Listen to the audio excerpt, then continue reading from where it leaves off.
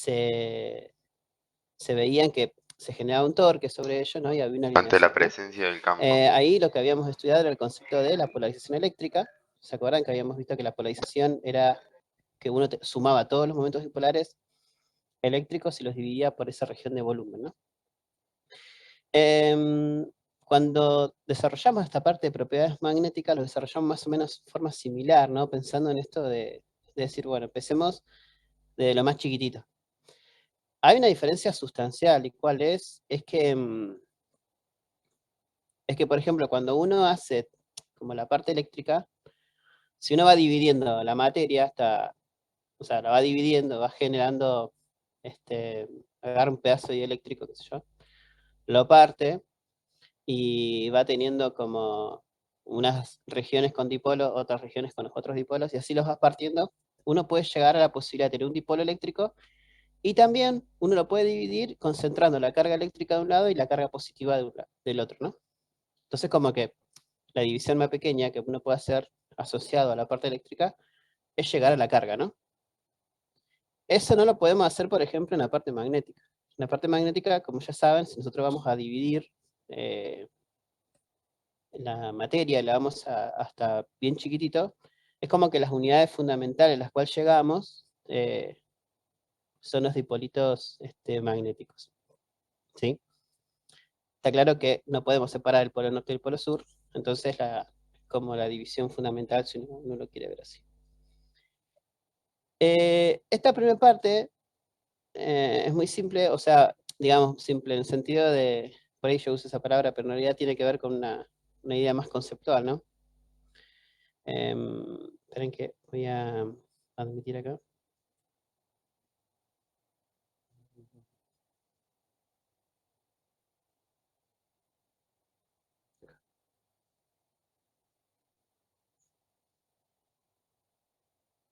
Yo por ahí no uso simple de fácil, ¿no? Sino más bien de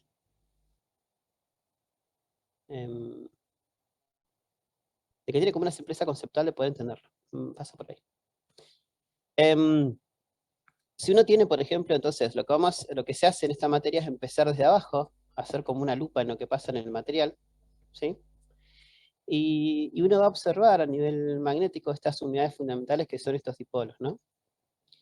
Está claro que cuando uno llega a ese nivel y llegar al nivel atómico, uno tiene en el fondo esta visión clásica de lo que es el átomo, ¿sí? Podemos pensar el átomo clásico y hacer una analogía completa como si fuese una especie de espira de corriente, ¿no? Vieron que está el dibujito que pusimos ahí en la guía de estudios, ¿no? Uno puede pensar en el electrón, ¿sí? En una visión clásica, ¿no? Estoy diciendo. Este electrón, girando, ¿sí? Podemos decirlo así tranquilamente porque es una visión sumamente clásica, ¿no? Con una cierta velocidad v.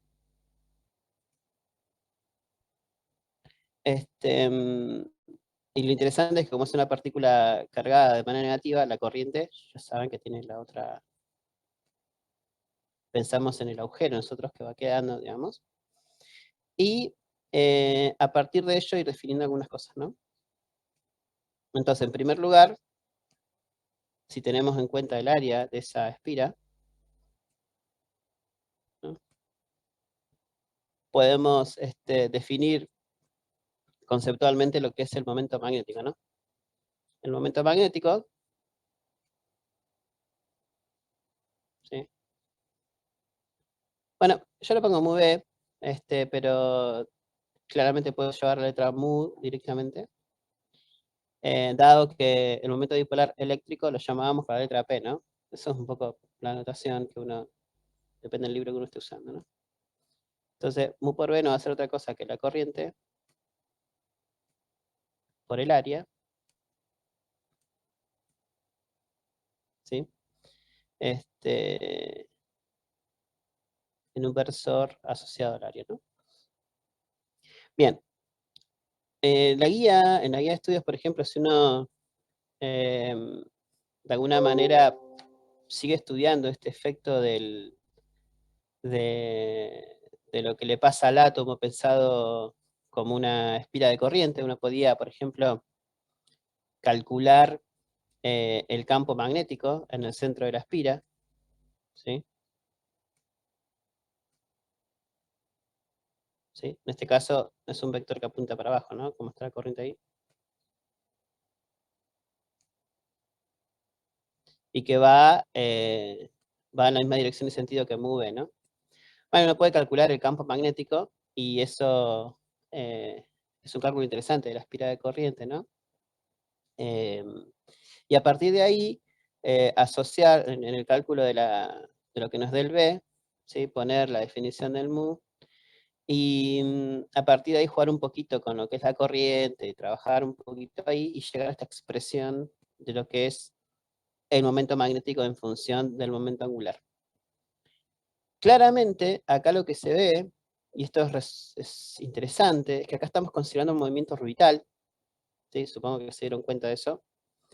Tomamos el movimiento solamente orbital, o sea que, por ejemplo, para un caso, una cosa mucho más sofisticada, ¿no? Y con más precisión, lo que deberíamos hacer es sumar también el momento angular intrínseco, o sea, en vez de L también tomar S y hacer una suma de ambos, ¿no? Pero bueno, va a estar afuera de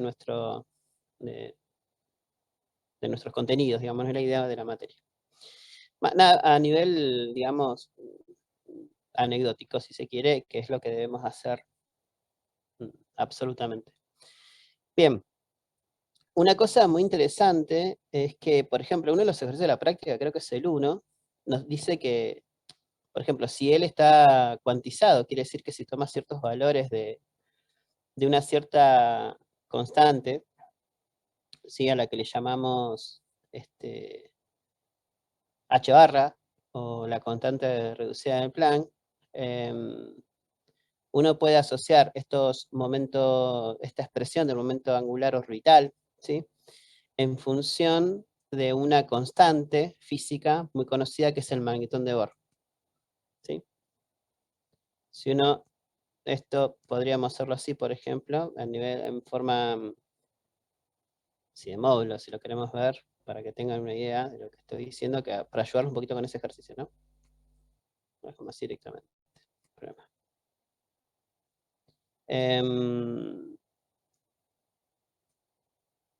Uno podría, por ejemplo, multiplicar por h barra, arriba y abajo, ¿sí?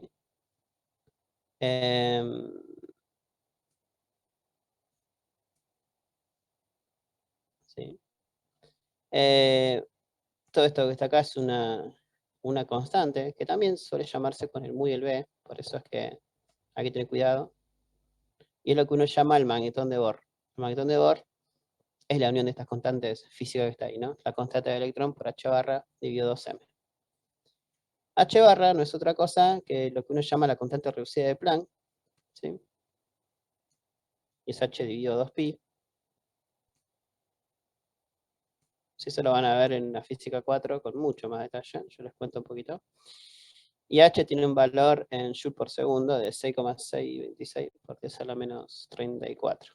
¿Sí? De ninguna manera se caracteriza la naturaleza ese valor de h. Y de ahí varias cosas, ¿no? ¿Por qué? Porque en realidad en el ejercicio apuntamos a que L, nos dice, bueno, si L está cuantizado en ciertos valores o sea, si L, por ejemplo, se presenta como ciertos valores, ¿no? O sea, por ejemplo, n veces h barra, un cierto número entero, lo que nos quiere decir es que L está cuantizado y puede tomar solo estos valores, ¿no? Estos valores están asociados a lo que uno llama el modelo de Bohr, ¿sí? En el modelo de Bohr, L está cuantizado como NH barra y cada magnitud física asociada al movimiento del electrón, ¿no? En ese modelo va a depender de un número cuántico que uno le llama N. Ahora, este es un modelo semiclásico, que no es un modelo correcto, digamos, ¿no? Si bien algunas de las magnitudes físicas se describen bien, lo que hay que hacer es un desarrollo mecánico cuántico mejor, y el modelo de Schrödinger nos va a dar el modelo correcto para decir cuánto vale L. L en realidad no va a ser N por H barra, sino que en el modelo correcto, no sé si se acuerdan algo de química, pero se acuerdan que, por ejemplo, cuando uno veía los estados cuánticos dependían de 3 números. ¿Cuáles eran esos números? A ver. Era el spin, que Sí, el era, spin lo dejamos fuera, los tres primeros. era Era N, NL, sí, M y eso, S. exacto. N, L y M sub L, ¿no? Entonces, N tiene que ver con la energía, y en el caso de L, nos va a dar L está asociado al módulo del momento angular, y este sería como la aposta, digamos, ¿no? Sería la raíz cuadrada de L por L más 1. Pero esto lo van a ver, yo no voy a spoilear, simplemente les voy a decir cosas que después las van a encontrar para fortalecer en la física 4 y se sorprendan cuando se los den. ¿Sí? El número cuántico L les da información del módulo de L, y M sub L, como decíamos recién, nos va a dar información de la proyección de L en el eje Z. ¿Sí? Es M sub L que viene después. ¿No? Entonces tenemos mucha información para L, y obviamente es un poco más sofisticado que esto que uno llama L igual a N por H barra, el modelo semiclásico, por así decirlo, porque ya contiene algo de la cuantización, y es lo que es el modelo anterior, digamos, el modelo de Bohr, ¿sí? Es un modelo semiclásico que no es correcto, digamos, ¿no? Por supuesto. Bien, ya tenemos ahí como una idea de a dónde vamos, ¿no? Porque uno tiene estos dipolos magnéticos en presencia de lo que vamos a hacer, meterlos en un campo magnético, ¿no? Pero antes de eso, fíjense, voy a borrar esto. Lo que apunta esto, ¿no? El apuntecito. Borro esto por ahí. Nos marea más de lo que son datos de color. Definimos conceptualmente lo que uno llama el vector magnetización, ¿no? Este vector magnetización no va a ser otra cosa, no va a ser otra cosa que dar la posibilidad de poder describir desde un punto de vista más macro el estado magnético de un material. Ese vector magnetización no va a ser otra cosa que el momento magnético por unidad de volumen, ¿sí? Lo que vamos a hacer es sumar vectorialmente los momentos magnéticos individuales de los átomos y dividirlos por el volumen de esa región. Entonces, de alguna manera es interesante porque si uno piensa, si cada momento magnético, fíjense, viene de acá, de considerar el movimiento del electrón alrededor del núcleo, uno está pensando que dentro de esta magnetización, lo que hay en el fondo es una suma de corrientes, ¿no? De corrientes que vienen, de corrientes atómicas, ¿no? Pensando en el átomo. Entonces, una vez que, ¿cuál sería el análogo en la parte eléctrica de la magnetización? ¿Cuál sería el vector análogo?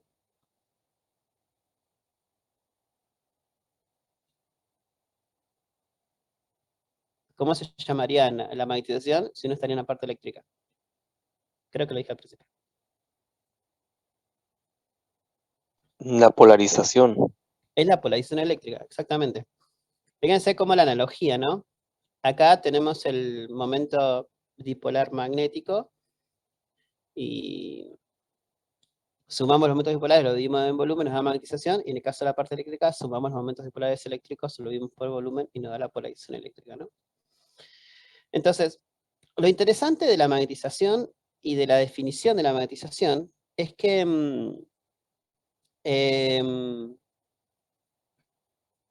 tiene unas unidades que son bastante lindas, ¿no? Y la magnetización así va a tener las mismas unidades que H. Entonces, cuando uno hace el análisis en un campo externo, podemos, ante la presencia de un campo externo, podemos hacer como una, como algo visible conceptualmente. Por ejemplo, si traemos H, por ejemplo, a nuestros estudios, ¿por qué? Porque obviamente, esto que les decía recién, ¿no? H y M poseen la misma unidad, ¿sí? O sea, las unidades de estas dos cosas son amper metro, ¿no? Entonces, en un material, sabemos que uno podría llegar a tener los momentos dipolares orientados al azar, ¿no? Entonces, ¿qué es lo que vamos a hacer? Nosotros vamos a inyectar H, como un campo externo, digamos, ¿sí? H lo voy a controlar a través de la corriente, de una corriente libre, ¿sí? De la corriente que yo tenga de afuera, a partir del cual voy a dar un H en una dirección y en otra dirección, más o menos. Y lo que voy a evaluar es que voy a tener dos aportes al campo total, ¿sí? Cuando yo sume estos vectores, voy a encontrar el campo total, ¿sí? Y ese campo total va a tener dos aportes, entonces, ¿no? Uno va a ser el externo, ¿sí? Que yo traigo con la corriente I o H, es entregar H o entregar I, es lo que decimos, ¿sí? Y el otro es el que entrega el material, ¿sí? De alguna manera en este M, ¿sí? En ese M o ese mu0 M, si lo vemos de esta manera, fíjense que acá simplemente en un jueguito para no, por si leyeron el libro y se complementaron su estudio desde ahí, fíjense que en los libros en general lo expresan de esta manera, ponen mu0H acá, esto queda mu0M, y a este mu0H simplemente le llaman 0, que está bien, ¿sí? O sea que es lo mismo, simplemente lo digo para que quede claro, y no son cosas distintas, ¿no? Entonces, en esa cantidad mu0M yo lo que voy a ver es por ahí dos aportes, ¿no? Puedo ver como la cantidad de momentos dipolares que tengo, ¿sí? En un cierto volumen. Por ejemplo, si tengo ya momentos dipolares previamente orientados, por ejemplo, que son lo que llamamos permanentes, y aquellos y los inducidos, digamos, ¿no? Como que en esta parte yo voy a ver lo que el material me está aportando a mí al campo externo. Esa sería como la definición o la idea conceptual correcta. Bien, una cosa interesante, si siguen la guía de estudios, eso es, esta suma se ve claramente acá, por ejemplo, este es un dibujito directamente del libro para que lo vean, por eso lo puse de esta manera, ¿no? En esta manera, o sea, en esta grafiquita, perdón, tienen un B0, ¿sí? Que está acá, no hay nada acá, o sea, hay un vacío, y luego se llena el interior de este solenoide con un cierto material. Entonces lo que quiere decir es que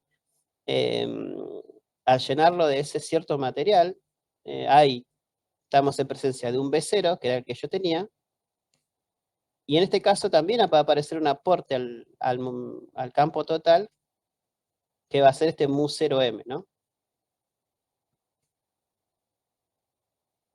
En este caso hay un refuerzo y el campo total aumenta, en presencia entonces del campo externo, ¿no?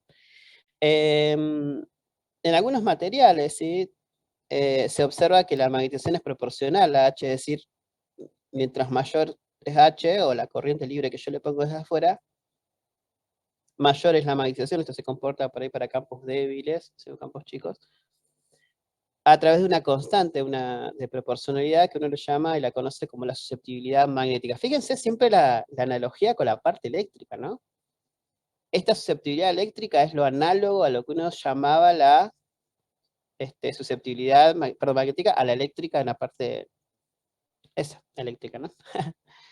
Bueno, si uno directamente reemplaza estas cosas acá, ¿sí? En esta expresión de la suma vectorial que tenemos ahí, podemos encontrar una expresión que para nosotros ya es conocida, porque nos define la permeabilidad magnética, ¿sí? La permeabilidad magnética va a depender de mu0, que es la permeabilidad del medio vacío, y de G que es la susceptibilidad eléctrica.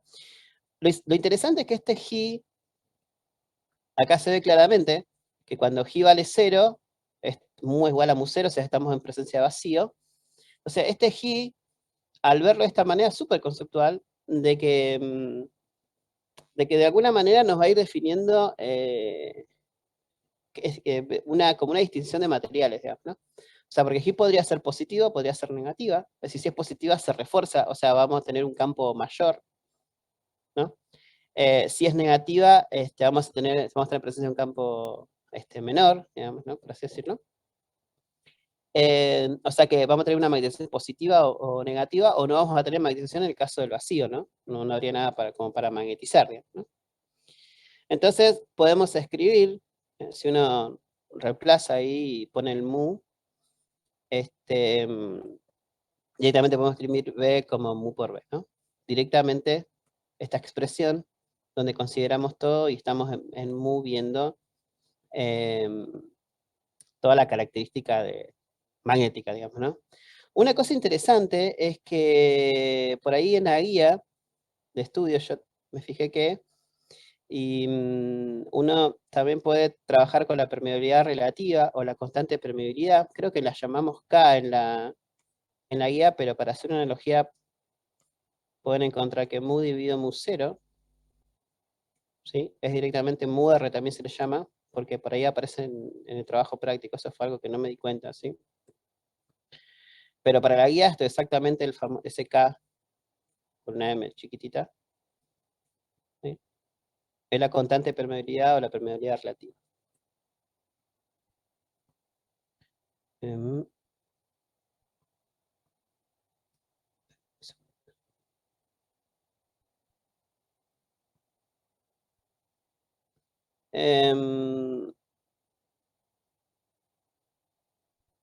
Bien. Después lo que la guía hace es tratar de trabajar un poquito con estos conceptos, ¿sí? Es ver un poquito asociado a esto que tenemos acá, que es una especie de solenoide que está como enrollado y puesto como si fuese un cilindro cerrado sobre sí mismo, es lo que uno llama un toroide o el anillo de Rowland, como uno lo ve en la guía así. Y en por ejemplo, tenemos una cierta corriente eléctrica, ¿sí?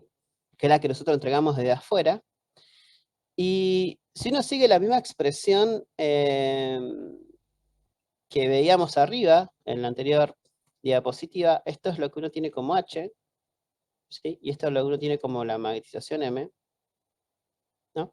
Entonces, como de alguna manera, a través de ese enrollamiento nosotros vamos a entregarle al material una cierta corriente, y entregar I es entregar H, por eso les digo. Y lo que vamos a ver es que dentro del material, lo que vamos a tener son átomos, que esos átomos se comportan como espiritas fundamentales, ¿sí? Que tienen ciertas corrientes, y la suma de todas esas corrientes, ¿sí? ¿Se acuerdan cuando yo le dije que tener la magnetización es tener como una suma de momentos dipolares magnéticos o sumas de corrientes? Y en forma neta lo que me van a dar es como una especie de corriente superficial, ¿sí? Hay un dibujito que aparece, que si uno hace un corte por acá, ve todas las espiritas, ¿sí? Así, ¿no? Ve todas las espiritas y si uno les hace como su movimiento de corriente, ¿no? Lo que tenemos es todas corrientes, por ejemplo, así girando, ¿no? Y adentro se van a cancelar y lo que va a quedar es el efecto de como si tuviese una sola corriente en la superficie, a la que uno le llama corriente superficial, digamos, ¿no? Entonces, por eso esta expresión es sumamente conceptual, ¿no? Si lo vemos de esa manera, entonces, si tenemos en cuenta ese efecto del material en cuanto a la magnetización, podemos escribir ese campo total, digamos, de esa manera, ¿no? Donde esos subíndices tienen que ver con L, que va a representar a libre, ¿no? Como que con H yo entrego la corriente libre, la corriente que viene de afuera, y esta es la que aparece producto de la magnetización, ¿no? Eso es lo que se llama como la superficial.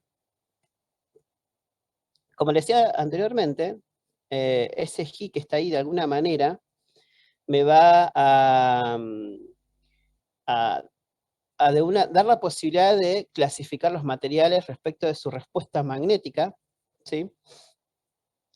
Por ejemplo, en el caso de los ferromagnetos, la permeabilidad de los ferromagnetos es mucho mayor a la permeabilidad del vacío. Estamos en presencia de una G positiva, ¿no? Y bastante mayor. Estos materiales, digamos, se van a como observar pequeñas regiones donde los momentos magnéticos se mantienen alineados, ¿sí? Por ejemplo, en esta región hay momentos dipolares que se encuentran alineados, independientemente del campo externo. O sea, eso podría estar sin presencia de campo externo. Son pequeñas regiones donde los momentos dipolares se encuentran alineados. Estas pequeñas regiones lo que uno llama los famosos dominios, ¿no? Una cosa interesante de los ferromagnetos es que, ¿qué pasa? Acá ya se ve claramente, ¿no? Pero cuando nosotros aplicamos el campo externo, ¿sí? El campo externo lo aplicamos con H, ¿no? De alguna manera, todos estos momentos dipolares van a empezar a orientarse, ¿no? Y vamos a tratar de, si le llegamos hasta el final, a que el material se va a magnetizar completamente cuando llega a este punto. Y este MS que tenemos acá es lo que nos llama la magnetización de saturación. Tenemos todo magnetizado, ¿sí? Lo interesante es que cuando sacamos H, o lo empezamos a disminuir la corriente para bajar H, llegamos a un punto en el que ya eliminamos H completamente, pero el material aún le queda un cierto B remanente, esa R significa remanente, ¿no? Entonces, decíamos, con H, digamos, controlamos a través de la corriente. En principio el material está como desmagnetizado, lo empezamos a magnetizar y llegamos a la saturación, ¿no? Entonces, en este punto de la saturación todos los dominios están alineados, ¿no? Está claro. Cuando disminuimos H, llegamos hasta el valor 0, ¿no? El material como que no vuelve a donde estaba antes al principio, ¿no? Entonces uno dice que tiene un cierto campo, que es lo que uno llama el campo remanente, y aparece como en un estado de imán permanente, ¿no? Queda magnetizado. Si yo luego lo que hago es, para poder anular este campo, ¿sí? Le inyecto un campo, este campo H, que lo hago desde el externo, ¿no? En sentido opuesto, o sea, invertimos la corriente, y lo llevamos a 0, encontramos ese valor de campo para el cual anulamos completamente el campo ese remanente, lo dejamos todos los momentos dipolares, los dominios, digamos, desorientados, ese que así, y a ese campo H le llamamos campo coercitivo. Si lo sigo tirando, ¿sí? En la misma dirección, seguimos aumentando el valor de corriente en el mismo sentido, podemos obtener una alineación completa de vuelta de esos dominios, pero en sentido opuesto, ¿no? Y eso es lo que uno llama, o sea, están de vuelta saturados, digamos, ¿no? Y si luego hago el proceso inverso, me pasa lo mismo, ¿no? Entonces, interesante de los ciclos estos de histéresis, primero que nada, en los ferromagnetos hay una cosa importante, que fíjense que B y H no son lineales, ¿no? Entonces, es para estos elementos que mu no es constante, ¿no? O sea, B es distinto de mu por H. Entonces uno en estos experimentos en general lo que hace es definir mu a través de, o sea, mu va a depender del campo externo, digamos, ¿no? Eso es importante en estos materiales. En el caso de los paramagnetos, en la orientación, digamos, en esos momentos dipolares, los tenemos al azar, y pasa lo mismo, que el mu es mayor a mu 0, pero no tanto. ¿Sí? Fíjense que acá mu es mucho mayor a mu 0. Estamos pensando en una susceptibilidad eléctrica, magnética positiva, ¿sí? Y en este caso tenemos un modelo, ¿sí? Para poder, porque algo interesante también que no hemos dicho, pero ya sabemos que cuando lo metemos en un campo, digamos, los momentos quieren alinearse, tienden a alinearse, pero aparece otra cosa interesante que es la temperatura. Sí, con alguien ya lo habíamos charlado el otro día, ¿no? Cuando uno tiene la temperatura en la agitación térmica, lo que hace es ir en contra, o sea, reduce el efecto magnético, ¿sí? Entonces, de alguna manera, al inyectar más temperatura disminuye la magnetización, ¿no? Entonces, en estos casos, por ejemplo, ya cercano al 900 por ahí, se estableció una relación entre la magnetización y la temperatura, y es lo que uno llama la ley Curie, ¿no? Esto fue a través de Pierre Curie, donde se observa que la susceptibilidad magnética es inversa a la temperatura, ¿no? Es un modelito. Que esto tiene validez para los paramagnetos, y esta C es la constante de Curie, ¿no? Y de alguna manera lo que nos está diciendo es que los materiales magnéticos aumentan su magnetización a medida que aumenta el campo externo, está claro, si aumenta H es aumentar M. O también se van a desmagnetizar cuando aumenta la temperatura. O sea, la temperatura va a jugar ese rol, ¿sí? Y si disminuye mucho la temperatura, ¿sí?, por debajo de la temperatura de Curie, estos materiales se vuelven ferromagnetos. Eso es interesante, ¿no? Si tengo los ferromagnetos y los para, ¿no? Sí, conceptualmente para que se entienda. Y esto es la temperatura de Curie, ¿sí? Si tengo un paramagneto y disminuyo la temperatura y paso la temperatura de Curie, ya estoy bajando esa agitación térmica, y lo que voy a hacer es fortalecer su magnetismo, ¿no? Entonces se vuelven ferromagnetos. Y pasa el sentido inverso. Si yo tengo un ferromagneto y le elevo su temperatura al pasarla digamos, el umbral de la temperatura de Curie, se me va a comportar como un paramagneto, ¿no? En el hierro más o menos andan 800, 770 grados, por ejemplo, para tener una idea de la temperatura de Curie en el caso de estos ferromagnetos. Y por otro, tengan en cuenta que son notas no vamos, la idea no es hacer digamos, como una gran teórica porque es una partecita una aplicación súper puntual de lo que es el magnetismo, ¿no? Por ahí van a faltar muchas más cosas que tienen que ver con las configuraciones electrónicas, de cómo es el llenado, cómo están esos electrones, están apareados, están desapareados. Hay mucha física ahí atrás que digamos, escapa a la idea conceptual del curso. En los diamagnetos, por ejemplo, se comporta un poco contrario a los paramagnetos. Son los que presentan una susceptibilidad magnética negativa, y en este caso repelen los campos magnéticos. En este caso, si G es negativo, si recordemos la expresión, o sea, mu igual a mu0 por 1 más G, mu es ligeramente más chica que mu0, o sea, la permeabilidad es ligeramente menor a la unidad en este caso. Y lo que pasa es que cuando aplicamos un campo externo, ¿sí? Si yo, digamos, metemos un campo externo H en estos materiales, ¿sí?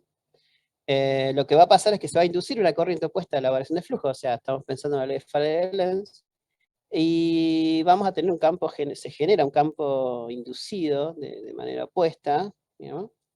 Entonces, lo que va a pasar es que los momentos dipolares magnéticos individuales, la de los átomos, se van a oponer al campo externo, ¿no? Entonces vamos a generar una magnetización en contra. Vectorialmente lo que voy a ver es en la suma un signo menos. ¿Sí? Un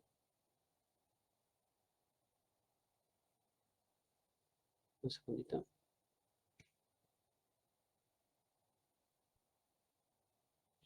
Y por último, lo que vimos son o lo que tiende a ver en la guía, son los circuitos magnéticos, que esta parte es un poquito más intuitiva, más con los dedos podemos verlos.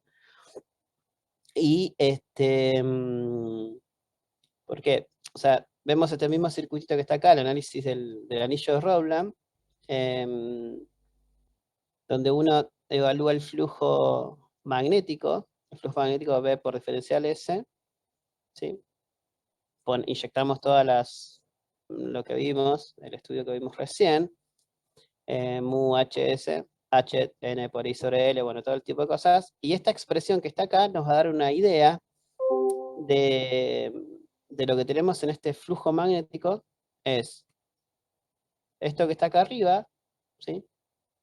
Que uno le puede llamar, en analogía con la fuerza electromotriz, la fuerza magnetomotriz, ¿sí? Y lo que tenemos acá abajo, la reluctancia, ¿no? En vez de resistencia, reluctancia. Esto se conoce como la ley de Hopkinson, no sé qué por ahí, si en el final o en algo les preguntamos sobre la ley de Hopkinson, es exactamente esto, es la analogía con la ley de Ohm para un circuito magnético, ¿sí? Que es esto que está acá. Y cerramos con el análisis de un circuito magnético serie, ¿sí? Donde tenemos como una especie de dos resistencias, son dos elementos magnéticos, o sea que hay presencia de dos reluctancias, serie en este caso, ¿no? En una está este pedazo de vacío que tenemos ahí, o de aire, es de aire en realidad, es lo que uno le llama la brecha de aire, eso se le suele llamar así, brecha de aire.